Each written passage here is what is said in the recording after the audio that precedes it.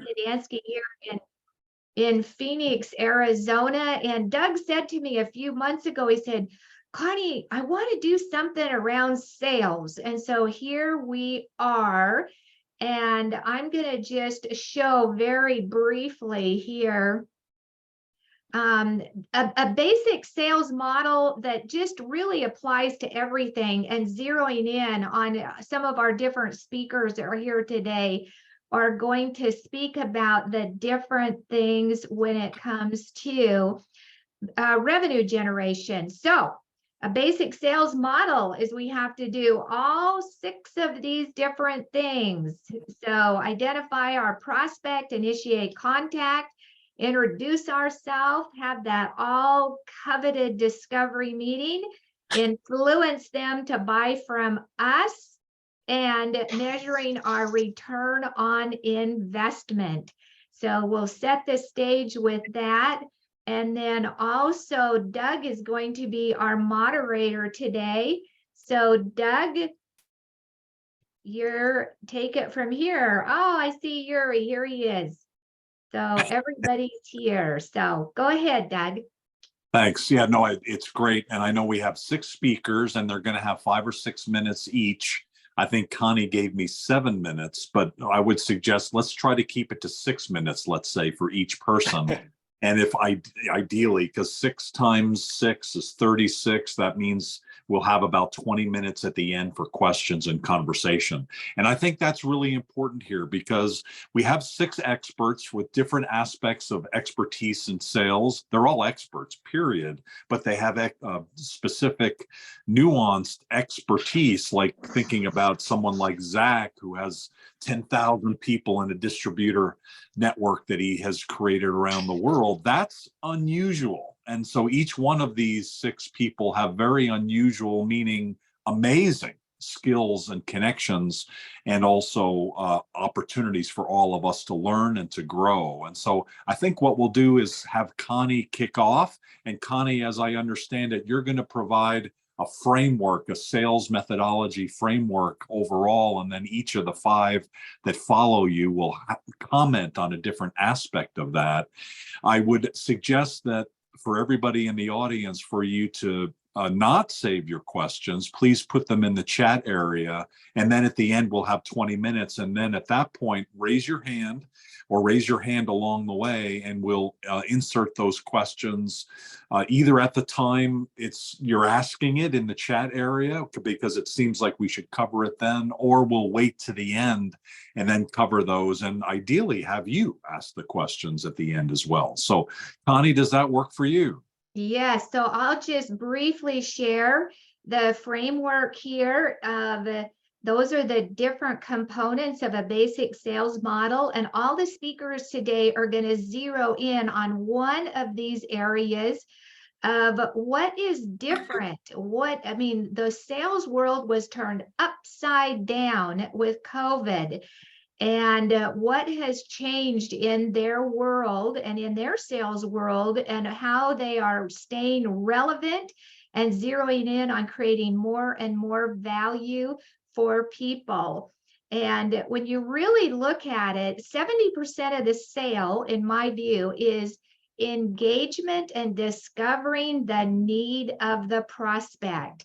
And the engagement world it's pretty fascinating. You just have to pick up the phone, and there are people like Angela that has made a definite mark in how we can engage with prospects. So Doug, what I would recommend is that we start with Angela with your questions, and then just have it organically unfold from there.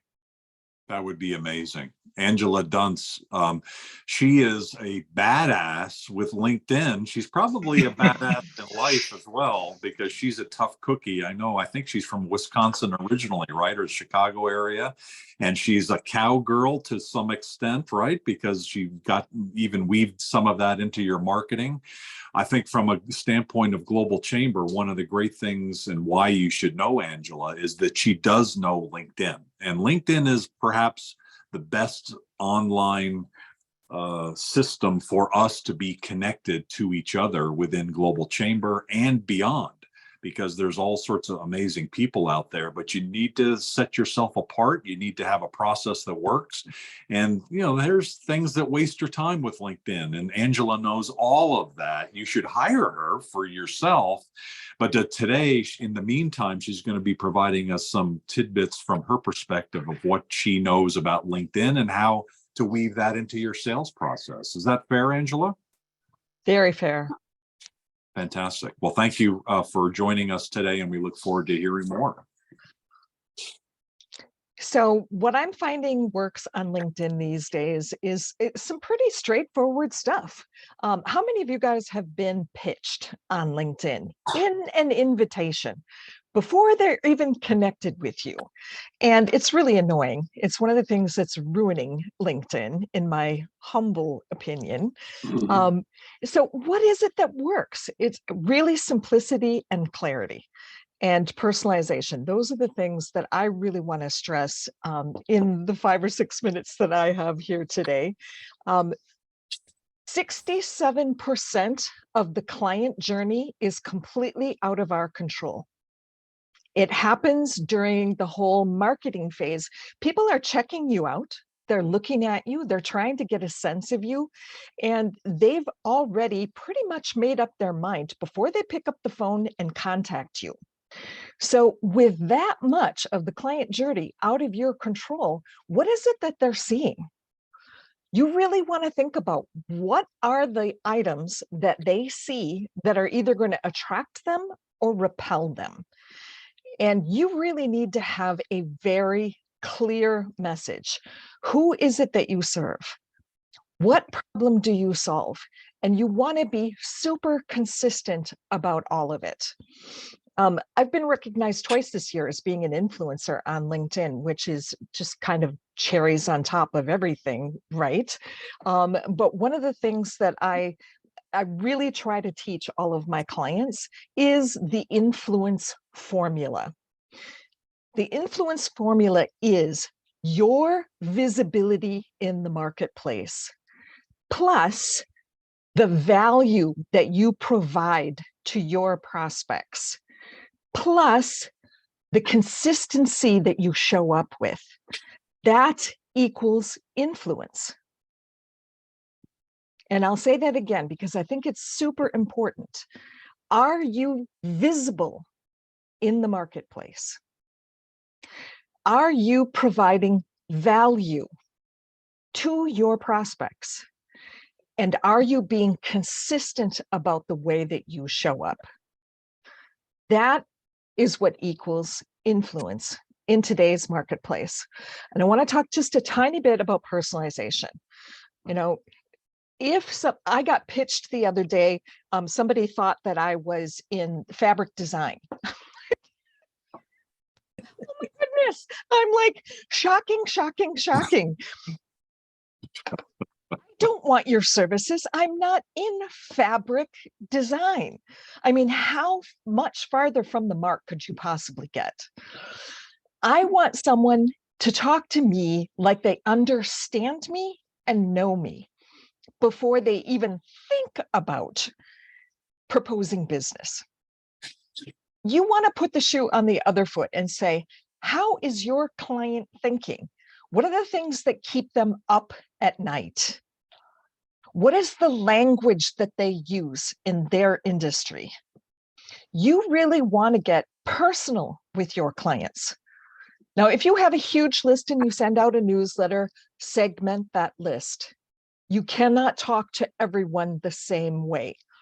You know the old adage, if you're talking to everyone, you're talking to no one, right? Personalization is everything these days. I mean, just think about Amazon. If you order anything from Amazon, they're going to suggest 10 other things that are something like that for you to purchase. And sometimes they get you at that stuff. But they're really using AI to personalize that experience.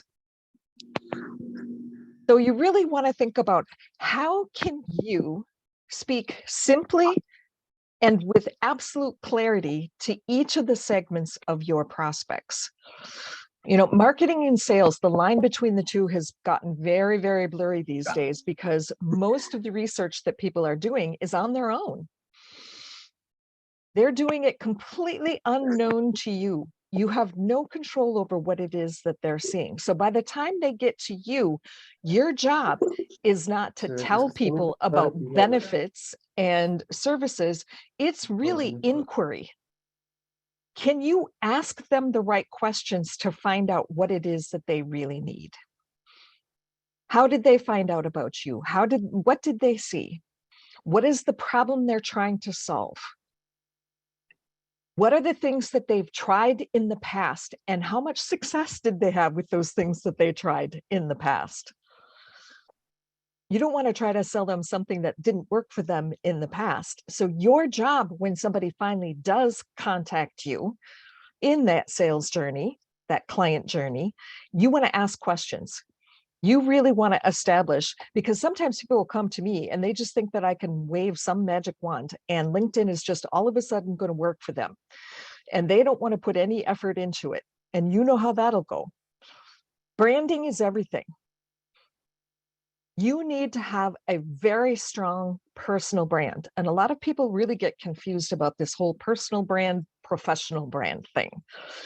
And I work with attorneys almost exclusively, and they think that they can get away with saying, I'm a partner at Baker McKenzie, and that's going to open all the doors that they need.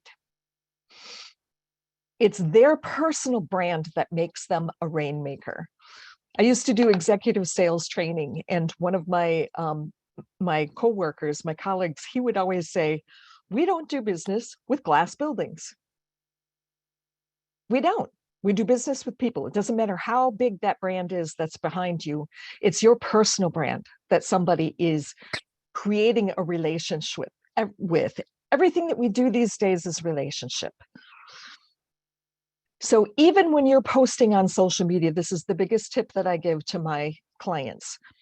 Every post that you put on LinkedIn is a one-to-one expression. If you think about one of your ideal clients sitting across the table from you, having a cup of coffee, what would you say to them directly? One-to-many doesn't work. Not very effectively. Yes, you could get lucky. But every conversation that you're having, even if it's on social media, should be one-to-one. Doug, are there any questions in the chat that I could answer in the last couple seconds I have? One of the things that you said a while back really goes to that point where, like on my profile, you said, why do you have these kinds of things? You should have people. You know, Global Chamber is about people. And so I always put people in the banner of my LinkedIn. And I've got a really nice one where we had a meeting a week or so ago in Los Angeles with a group from China, but it's all people. And so things like that is what you're talking about, right? So not just the content words, but the content visual. It is really important to convey, because people only sometimes maybe have a second or two. Right, right. And anything that helps you create that emotional connection. I mean, we all want to see people who look like us in somebody's marketing and sales materials. If it's too polished, if it's too young, that whole lifestyle branding thing has really taken us down a road and set us up for a lot of failure. So we want to see real people that look like us. And so if we're over 50, are we seeing images that we can relate to, or are they just way too young? The smallest thing can completely ruin trust and credibility. Yeah. Makes sense. We need to keep moving. And Connie, I'm going to give it back to you to identify the next speaker and kind of the next step in the process. By the way, I'm Doug Brunke. I'm the founder and CEO of Global Chamber, and this is now a signature event at Global Chamber. We haven't even finished the first one, but I think this is something that we've always talked about doing, and now we want to do it, pull together experts in sales, various aspects of sales, because we all sell, whether it's being a salesperson or a salesperson as whatever role we're playing, because we're always selling. And so Connie, back to you. Thank you for pulling us together. Connie besides being president of exceptional sales performance, she's the expert, as I was telling someone the other day, at sales call reluctance. Like if you have people that are afraid to get on the phone, yikes, wow, I can't imagine that, but there are actually people like that. She helps them get over that hump, and she also just helps them become more successful in their selling. And she's also our board chair for Global Chamber Phoenix, and thank you for all the work that you do there. Connie, back to you. Who do we go to next? You're welcome. I'm going to invite Yuri to the forefront with Cipher Learning. I was talking to him the other day, and he is so passionate. And I said, Yuri, you need to slow down a little bit so we can lean in and make sure that we hear everything you have to share. So here he is. Yuri. Thank you. Hey, Doug, how are you, everyone? It's good to see you all. And it's always great to be here and join these spaces with the Global Chamber. Everywhere I can tell you, I had 2 meetings in the last couple of weeks in Colombia and Peru with different Global Chamber team members, and it was fantastic how we connect. And this is all about sales also. And we need to talk about sales today. And you're right, Connie, I'm living on this urgency that we need to trigger with the customer to close businesses everywhere. And that's the beauty of sales. Connecting with the people in the right way, that we can vibrate at the same way and pace, so we have a deal to move forward. And the challenge and what I want to share with you guys is part of this. So Cipher Learning is a global company. We have offices in 23 countries and customers in more than 100 now. I've been part of that, working here, there, and that's why I met Doc, flying here and there. My office was in United Airlines, but that wasn't the real thing about the sales process itself. It was about understanding the customer and teaming with them in the right way. Understanding that it's about passion, yes. We have an educational and technology company that facilitates many things, because education is just about passion. It's about understanding people in different ways and localizing and vibrating with the people at different paces in different locations. But for real, it's always about teaming with the customers. And teaming with them means localizing effectively what we're doing, understanding the needs, putting the customer at the center. And probably this sounds very common on the sales pitch, but for real, I've seen a lot of organizations in the world not doing that. It's, for example, I have competitors in this field that they are feature centered. So they have a lot of features on their solutions, and they are always showcasing what they have. That doesn't work for us. For us, what works is the real experience. Hold on, what do you need? And everyone has heard probably about the 4 or 5, there's so many approaches and different methodologies, and the why. But the why means how we can really sit in front of the customers, understand them better, being passionate with them on what matters to them, and then build the plan together. So we're going to have a common goal, we're going to have a common achievement, and that's going to be reflected in return of investment. It's going to be reflected in productivity, in how we're going to train better your people, how we're going to engage, how we're going to avoid these turnarounds, and a lot of people moving away from your organization and company. But one of the things that we really have is we need to localize that. Teaming with customer means probably to bring the right partner in front of them to implement. Teaming with them also means being the smartest, the strongest, and the most beautiful answer for them, working together, not because of the solution that you have. It's because it's the right solution for that customer. So I'm talking today about teaming with the customers, and there's so many strategies. Of course, metrics, of course, methodologies, of course, living in the truth with the customer and understanding the process is critical. But teaming means okay, let's bring the right account executive in front of this vertical because they can speak the same language, because they can speak the same. I just had a meeting with an account in Brazil. So they don't speak English, most of them. They speak Portuguese.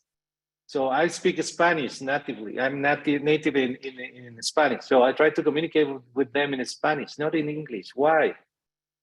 Because it's closer to them and they understand that.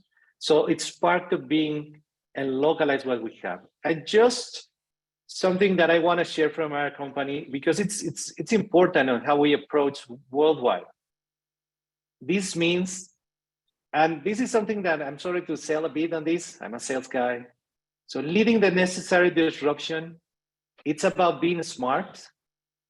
And about being smart is about providing what they want with the strength that they have and they require.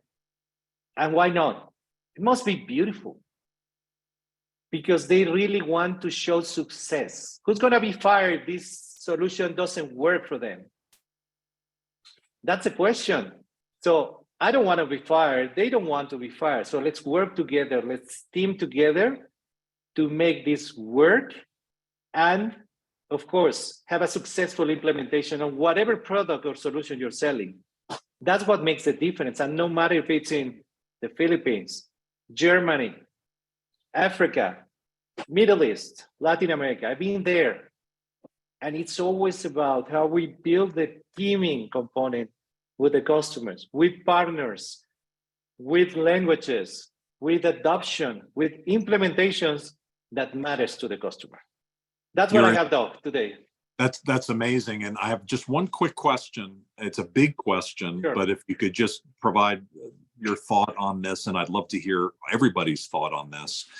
So I took the car to get fixed on Saturday. So I had a lift back and forth, and the guy driving was the nicest guy in the world. And he told me he was in sales. He had been laid off and he was looking for work. And so he proceeded to tell me what a great salesperson he was, and he knows how to talk. And so I listened to a lot of talk and I asked a lot of questions. I finished up the ride. He didn't have a business card, but he gave me his information. I sent him a message. I connected to him on LinkedIn, or tried to. So I did all these things and asked a lot of questions. And what had occurred to me was, to me, good salespeople ask questions and ask more questions than talk. Sales is not about talking. Sales is about asking questions. Do you agree? And how do you kind of measure a conversation to make sure that you're asking more questions than the other person, if that's one of the measures? Well, that's a good question. And I agree 100% on this. The best profile on sales that I know, people anywhere in the world, people that can just hold on, make a stop, and start asking questions to the customers. But that's the way we team up with the customers. We need to know them. We need to know their goals. We need to know the buyer persona. We need to know who's behind the scenes on the decision-making process. So I agree 100%. The more questions you can make, the more data information, the better, the best project you can have together with the customer to have a successful sales implementation and everything. Someone wants to add something. Carlos, I think you have your hand raised. we have to keep. You have something, Carlos? Oh yeah, I just wanted to say that I heartily agree with this, because a lot of people, especially in sales, they try to focus on like me, I will sell, I will do this. But what really works is just like Yuri is saying, like asking questions, getting to know the other person. Like let them tell you what hurts. And based on that is when you start, hey Dan, by the way. And it's only through questions and learning what the other person's perspective is that you can truly learn and hopefully create a sale in the future. So yeah, I completely agree with this. Which is why it's what Andy about said at the beginning, where people pitch to you before they even know who you are, it doesn't it's illogical, right? It's not good sales. Exactly. It's not good human interaction. Yuri, we need to keep moving, and our next speaker is Zach. Did you have anything else you wanted to say, or can we move on? Just to close, it's about the customer, not about our product or functionality. Questions is critical because if we don't know them, we cannot build this teaming partnership that we need to create to have a sale in that process. So thank you, everyone. You're amazing, Yuri. Thank you. You and our next speaker are like the best people that I've ever met who know how to do global sales and go from one culture to another, because selling is one thing if it's just across the street to your own culture that you're used to. But if you can go country to country and continue to sell, you're really amazing. And so Zach Selch, he wrote the book on global sales. He literally wrote the book called Global Sales, and you should have it. I was just showing one of our interns, Zach, that book, and in our office, it's at the Global Chamber headquarters, which is behind me here at Thunderbird. Zach, I think you have some things to add. You have a very unique perspective on global sales. What would you like to share today? So I'm gonna actually tie into what you said about questions. And I was talking to somebody recently, and I said to her, I would never have hired her as a salesperson because she doesn't have the right personality. And she was very offended. She goes, but I talk so well, and I talk and I talk and I talk. And I was like, it's not about talking. I said, you never shut up. You have to listen to the other person. You have to be curious. You have to ask questions. And there are two things here that are very important with questions. I could talk about questions for hours in the sales process. But the first thing is, scaling your sales is about efficiency. So the earlier you can figure out if a customer is your customer or not, the better. And the very best salespeople know when to cut bait, right? So having a good question. I once went in for a timeshare at Orlando. They gave me a 3 nights in a Embassy Suites for $100 to listen to a timeshare pitch. And I went in, and the guy introduced himself. He said, you're a Diamond Hilton member. How many nights a year do you stay in a hotel? I said, 160. He said, do you want me to sign your paper? I said, sure. Don't you want to pitch to me? He goes, you're going to buy a timeshare if you stay 160 nights a year in a hotel? I said, no. He goes, so I'm going to go play golf, right? And he said he basically knows how to tell if somebody's a potential client or not. And having a question that will tell you if a person is a potential client or not relatively early on in the process is really helpful, because then you can scale up. You're not wasting time. And the other good thing about questions is if you ask the right question, you can establish a lot of rapport with your customer, right? And what I'd like to aim at is to have a question that when the customer hears it, he basically says, Zach understands my day-to-day work better than my boss or my spouse, right? And when you get that, when you can identify a question like that, you really move forward on your sales process. And what do I mean by that? Once I sold this product that helped a very specific group of people who were responsible for vaccinating children in countries, that helped them get more shots out of a unit of vaccine, right? And what I had realized was that some countries were not getting all the vaccine they asked for because of shortages. So I would say, well, at this point in the year, how much of the vaccine you ordered are you getting? Right. And if they weren't my customer, or if they didn't understand what I was talking about, they would say, well, obviously I'm going to get whatever I ordered. That's the way it works. I order it, I get it. The people who were my customers, the people who were in charge, they would always say to me, oh my God, I've only gotten 60% of what I ordered because it's back ordered. And I don't think I'm going to get everything I need this year. And I'm going to end up with 35% of the children I'm supposed to vaccinate unvaccinated. And that question would immediately show them that I understood their business better than anybody else, right? And that was really helpful in moving forward sales. So questions aren't necessarily, they used to say in the old lawyer TV shows, you don't want to ask questions that you don't know the answer to. You want to have very specific questions that are going to get the impact you want, right? Hey, Zach, do you have a question that you have like a go-to question, or does it vary on the circumstance? It depends. It really depends on the product I'm selling. Okay. But typically what I say to people now, what I do is I help people increase their sales hours. I help them get better results out of what they're selling. So typically what I say to people is, you know, most really good sales managers have about 80% of their distributors aren't performing as well as they like, and about 20% are really performing well. How would your year look next year if I could help you invert that ratio and 80% of your distributors were performing as well as your top 20% are this year? All right. And that's typically what I ask people. Now, if I ask 99% of the general population that, they look at me like they have absolutely no idea what I'm talking about.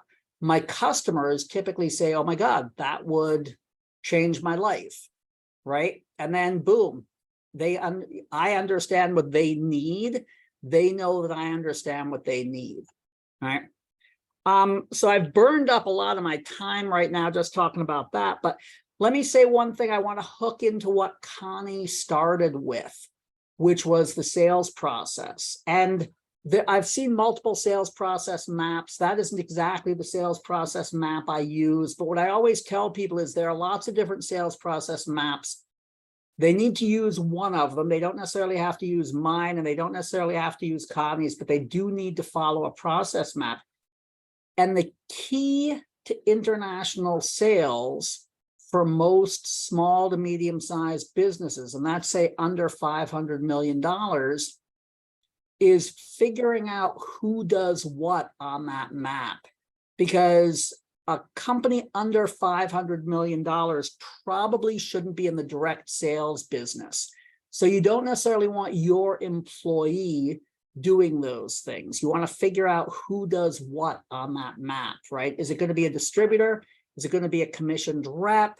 Is it going to be somebody you're paying on an hourly basis to outsource a specific task?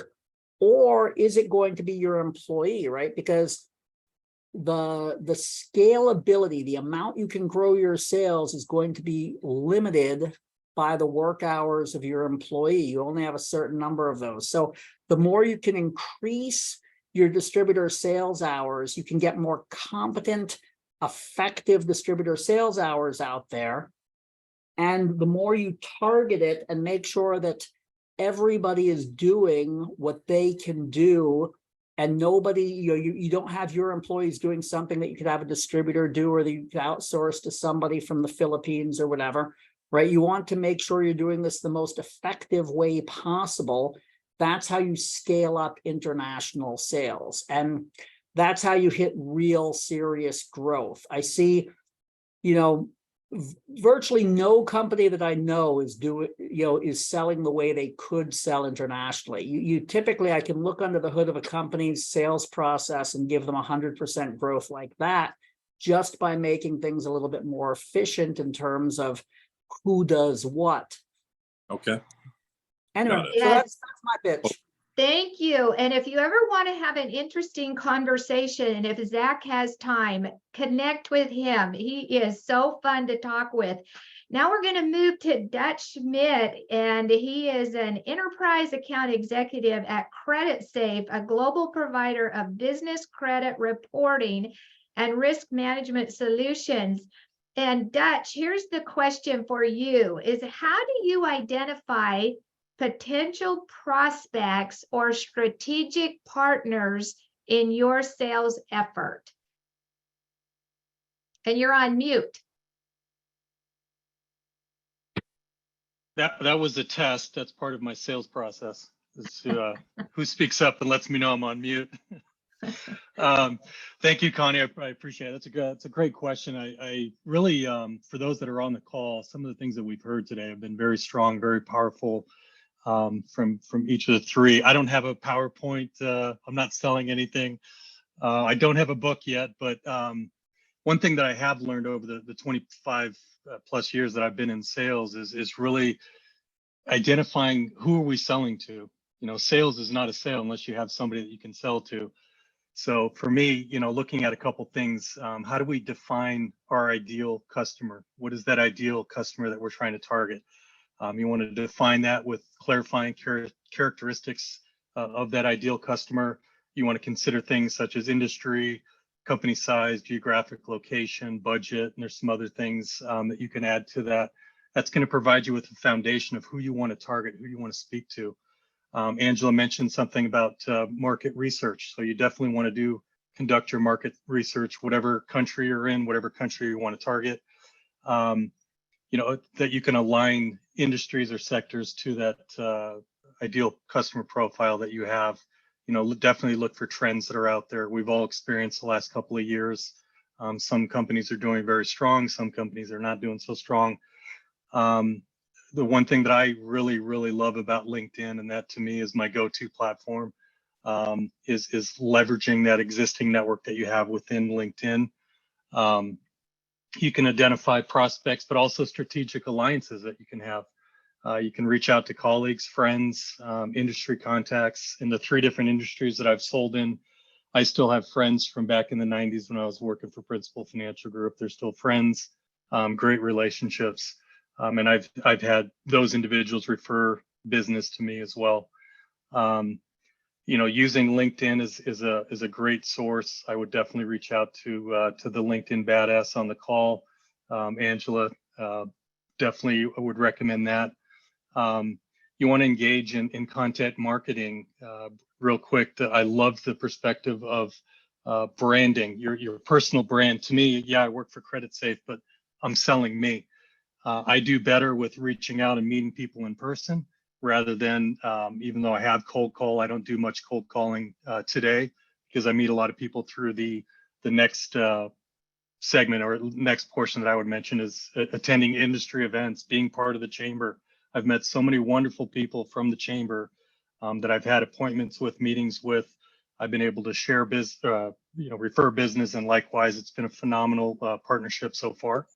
But definitely, if you can do any of those types of events, industry events, conventions, where you get out there and rather than a phone, you're yourself in front of a person. And then one of the things that works really well for me is partnering with a complementary business. I have a really good friend, really good customer who is works with NetSuite's users. He helps them make those more efficient. So most of his clients are going to need and utilize a service like mine or like Credit Safe. So I'm able to refer business to him and he's able to refer business to me. I haven't sold him anything, but we've worked together as a partnership, and it's a very great way to provide mutual benefits and help each other out. So ideally, when you're starting off in the sales or if you're selling, is you really need to know who your prospect is, and by employing some of these tactics or employing some of these, be more than happy to have off this call if somebody wants to reach out through LinkedIn and have a discussion. Be more than happy to share with that. Thank you. Thank you. And I'm going to build on what we're hearing here is I work with my clients on the psychographics. What is a prospect thinking or feeling at the time that they would be open to talking with you? What are they thinking and feeling, and really get into that part of the emotional. People will always buy emotionally and sell logically. And with that said, I will introduce our next speaker, Maxine Tong. I met her years ago in Trinidad, West Indies. She's the author of 2 books, and she has moved to New York. And Maxine will zero in a little bit deeper on something that we haven't heard about yet. And she told me that she's been doing presentations on tactical empathy. So, Maxine, how can tactical empathy, why is tactical empathy so important in the sales conversation? And how does somebody integrate that into their sales process? And you're on mute. I am doing just like Doug. We're testing. So Doug, thanks for that, Dutch. Thanks for that answer. And the thing about sales is that just absolutely, if you look at my profile on LinkedIn, you would know that I am not a salesperson. So you're probably wondering, why am I speaking about sales? And I'm speaking about it primarily because I've learned how to sell using the skills that I have as a facilitator and as a coach to actually build rapport with clients. We buy on our feelings. Just as Connie said, we sell on our thoughts. And man, regardless of the way we present ourselves, we are basically irrational creatures. We think about our safety, our desires, our fears, and those actually drive our decisions. When we've made the emotional decision, we then begin to rationalize it. So in terms of connecting with someone, we need to connect, just as Connie said, with their thoughts and their feelings at that particular time before we take them to a place of rational decision making. And so that's where tactical empathy comes in, because empathy is my ability to stand in your shoes at any time, at the point in time when we're having the conversation, and really be able to feel what you're feeling and name what you're feeling back to you. And that expression of the feeling back to you is what makes you feel, yes, I feel seen and heard.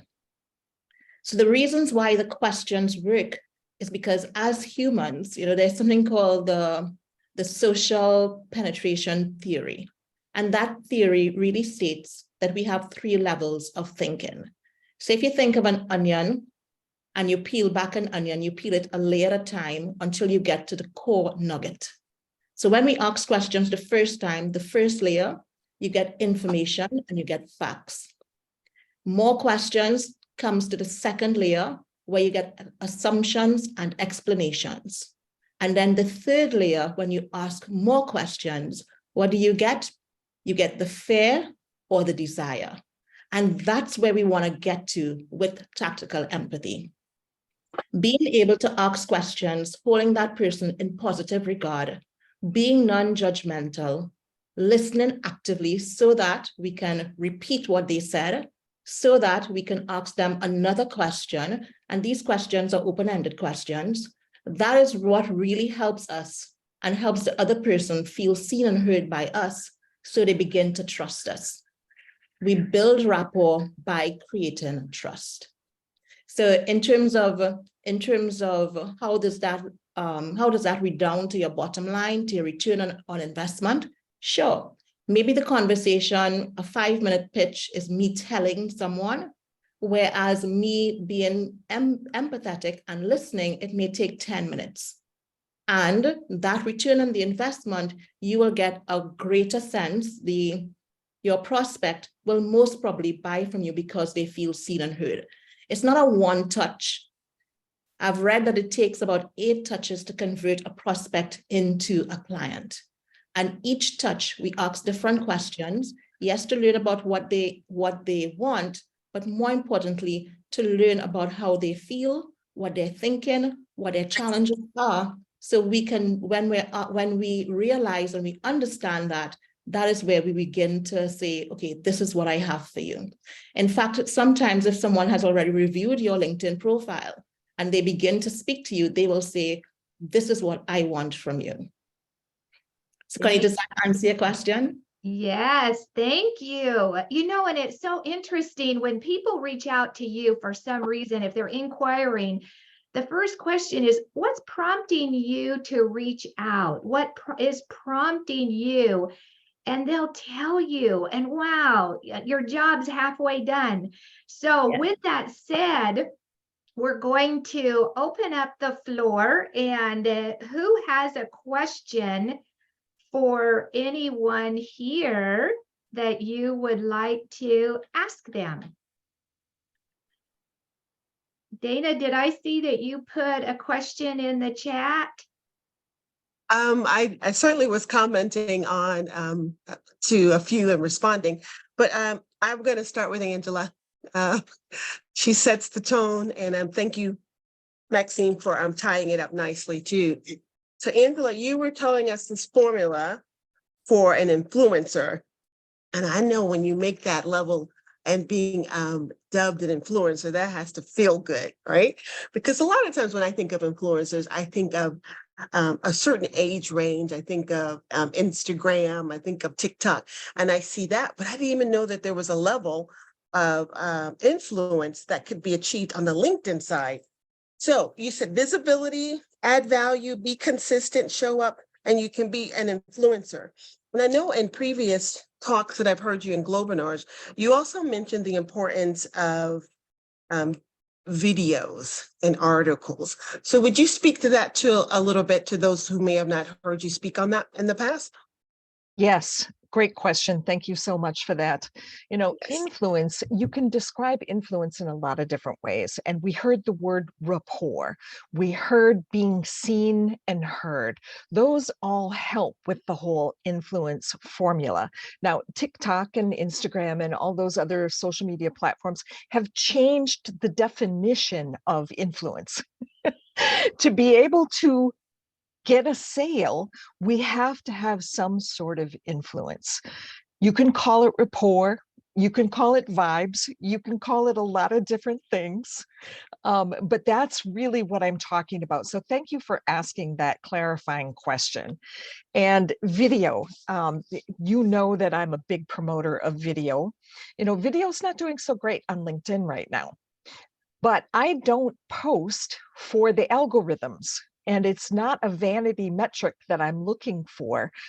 I'm really looking for creating connection. And there is no faster way to know, like, and trust than for someone to watch a couple of your videos. I don't care if they're only on for 20 seconds. They can feel your energy, and their answer is either a yes or a no. So video is still the fastest way to know, like, and trust on social media. Oh, thank you. Yes, thank you. Gabriela. Yeah, thank you, Connie. Angela, the question is to continue with what you just said. I love videos. I used to be a trumpet player, so I'm an artist and I love all these things about videos, and I love recording videos. So what's the difference between these videos that are made with AI? It's not the person. It's made with a different person, with a different voice, versus the videos that we record us. I mean, I record a lot, and people sometimes follow me because of my accent, and that helps. But sometimes I see a lot of videos that are not personal videos. It's a machine that makes the videos. What's the difference, or what do you suggest?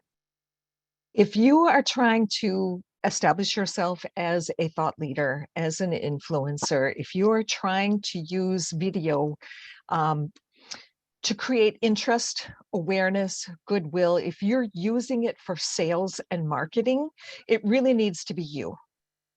Now, if you're creating instructional videos, certainly you can use AI, but I think we don't need more content at this point in time. We need more connection. Okay. And the only way you can really establish connection is for people to be able to feel your sincerity and your personality. That's where the real connection is. I'm not a big fan of the AI videos unless they're used for instruction, or if they need to be done in a different language to create clarity. Okay. Thank Okay. you. Thank you. Very much. Yes, and then I do notice that Collins Carrington is here, and Andrea has her hands up too. Sorry. Yes. Sorry. Yeah, I saw that. And so Oh. just Collins, the fact that, just real quick, what do you provide to the chamber? Because we've heard about different languages and Portuguese, etc. Yeah, Portuñol. I think I saw someone put in the chat. Nice to meet everyone. I'm Collins. I'm located here in Phoenix, and I maybe a little intimidated talking to a group of salespeople as I'm one myself, but I work in the language industry. And so, you know, depending on the needs of our clients, whether they need something translated or interpreted, we kind of open up the world of accessibility via language in that way. So, you know, I just try to help our customers pretty much in any industry. It could be medical, it could be in the tech industry. ASU is one of our clients, Thunderbird.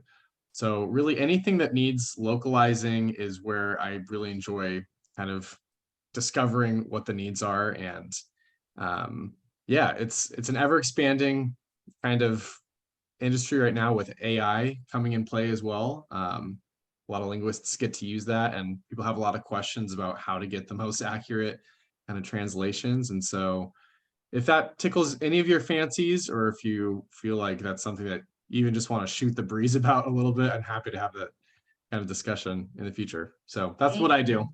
Thank you. Thank you. Andrea, please. So I'm going to try and be concise with this question. I don't sell from a transactional standpoint. What I do is very relationship driven. It's very much about creating that safety. And sometimes I'll get emails from organizations saying, hey, we want to have some speech coaching or some leadership coaching. What do you charge?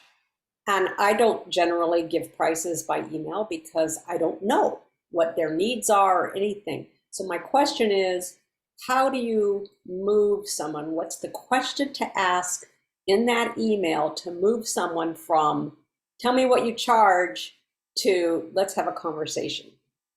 Okay, I'll answer it and then I'll invite everybody else to pitch in here because I get the same kind of emails and I say, are you opposed to having a quick conversation and I'll answer all your questions? Are you opposed to? And then sometimes they don't do that. And I'll say, it seems like you're not keen on having a conversation. So I'll open it up. What else are people doing when they call and want to know how much prematurely? Yuri, are you raising your hand? Yes, because my answer usually is, that's a great question. And I think that's an important concern for you. Let's just jump in a quick call.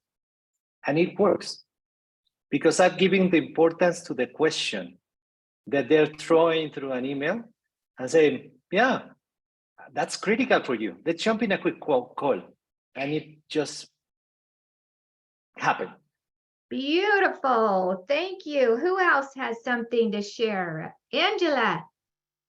I usually tell people that what I do is very boutique and it's really customized for each organization or each individual. And I'd really like to get on an idea of what problem it is that they're trying to solve. Can we have a call? Always works. Ah, beautiful. Andre, that was a great question. Anybody else have something to share around that particular? Yes. Hi, Stephanie Austin. How are you? Can you hear me? Yes, go ahead, please, Stephanie. Okay, yes, you had frozen. Typically, when I get those questions, I share with people, it depends on the scope of work. And so therefore, I'm not able to provide a number for you. However, let's have a discussion around what your needs are and how I can support you. And then I'll be able to answer the questions that you have. Yay. Yes, good. Andrea, you want to pitch? Just a follow up. So when they don't say yes to any of those, right? Is that the qualifying question? Because see, that's how I take it. If they don't follow on any of those and they just, for whatever reason, want a number, then that's the qualifying question. They're not going to be my client. Yeah. I agree with you. And that's a qualifying question for sure. If they don't care, if that doesn't matter enough to jump into a call, why we should take care of them? I'm sorry, I'm being a bit rude on that answer, but that's the truth. And the truth is what leads us to team up with them and bring a solution and an answer for them. If they don't, even they might be benchmarking. So they don't have the implicated paint attached to that question. Beautiful. Yeah, they may be benchmarking. Thanks, Yuri. Hey, Connie? Yes. I think we're close to the end, and I want to make sure that we have time for you to make some comments about our next session. I'm wondering, I have two questions for you. Number one is, for what you've just brought up, this whole issue where you're qualifying people and moving away or closing in on them, how do you keep that unemotional, especially around the rejects, right? How do you keep that to be an unemotional adventure of just moving them to the side and now focusing in? And then secondly, could you mention about what we have planned for July? Yes. So how do I keep from being unemotional? How do you keep, when someone rejects you, quote unquote, you can get wrapped up in that, right? So how do you keep the rejects? They're basically not connecting with you. So how do you disconnect from that emotionally? Yes. Well, I have a sticker right over here in my window, and it says, "It's not about you." And so if somebody tells me no, I always tell people I'd rather get a solid no any day than a counterfeit yes. And so if I ever get my feel and feeling in some way, and it's not about me. So that's pretty simple, is it? It should be. Exactly. It should be very simple. Yeah. What's coming up in July? Okay, July 11 at 4 o'clock in the afternoon Pacific time, 4 o'clock Pacific, we're going to have a discussion on how salespeople are using artificial intelligence. And we have two experts that are going to be here, and we're open to you. Email me, I'll put in if you know of anybody who is using artificial intelligence. I am using ChatGPT like never before, and it is really working. I was writing a collection notice, and I asked ChatGPT, write a 50-word or less collection notice from the persona of Stephen Colbert. And it was so fabulous. And so that's how I'm using ChatGPT. So email me, Connie at Exceptional Sales, if you know of anybody, and please put it on your calendar now, July 11, because there's a lot of different AI out there that people are using very creatively and ethically. That's so amazing. With that said, we're at 12:59. Thank you for joining us. And Dana, any final comment? I see your hands up. Yes, thank you. First of all, this was fabulous. And the final thing I would say about sales is if somebody says no the first time, we have to really look at all the parameters. Because one particular customer who's also a Global Chamber member, his organization, they want to write a book, right? A business sales book. We talked about that, how I can help coach them through that. This time of the year, it's not in their budget, but at the beginning of the year, it is. So it behooves me to stay in communication with them, build a rapport, add value on how we can help, and then approach it at, around Christmas when everybody's in a good mood, and set it up for January 1st. Ah, that's beautiful. So Dana, you put the bow on the present today. Thank you, everybody, and please join us again. Thanks, Thanks, Connie. Awesome. Thanks, everybody. Thank you. Have a Bye. good- Thank you, great Connie. day, Bye, everyone. Bye-bye. Thanks so much. Cheers. Bye-bye. Cheers. Yeah, thank you. So Gabriella, definitely reach out to me. We're still under recording, so reach out and we'll plan something. Okay. Bye-bye. Thank you.